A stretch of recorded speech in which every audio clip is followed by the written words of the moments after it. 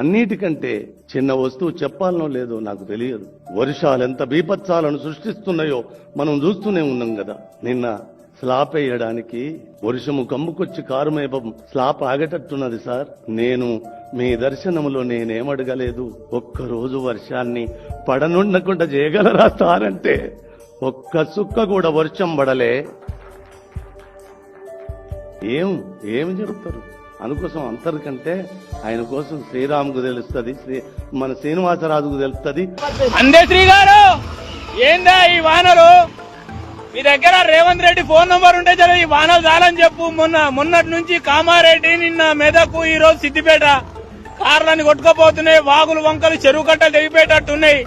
జర మీ దగ్గర Revanth Reddy phone number ఉంటే వానలు ఆపుతాడు కదా. జర నీకు వానలు ఆపినప్పుడు నీ మీద దయ ఉన్నప్పుడు మా ఈ కామారెడ్డి ప్రజల మీద, ఈ మెదక్ ప్రజల మీద, సిద్దిపేట ప్రజల మీద జర ప్రేమ ఉండదా మీ రేవంత్ రెడ్డికి? జర వానలు ఆపమని చెప్పు, జర పుణ్యం ఉంటది మీ రేవంత్ రెడ్డికి. తెలంగాణలో ఇంత భారీ ఎత్తున వర్షాలు పడతా ఉంటే రేవంత్ రెడ్డి ఎక్కడ అని ప్రజలు నిలదీస్తున్నారు.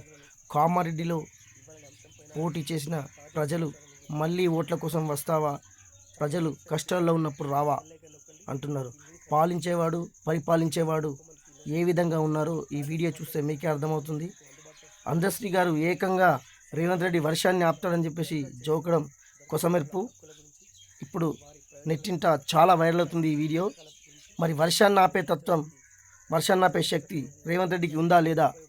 ప్రజలారా మీరే కామెంట్ చేయండి. మరి రేవంత్ రెడ్డి వర్షాన్ని ఆపుతాడా, కామారెడ్డికి వస్తాడా ఏంటి అని ఎదురు చూద్దాం.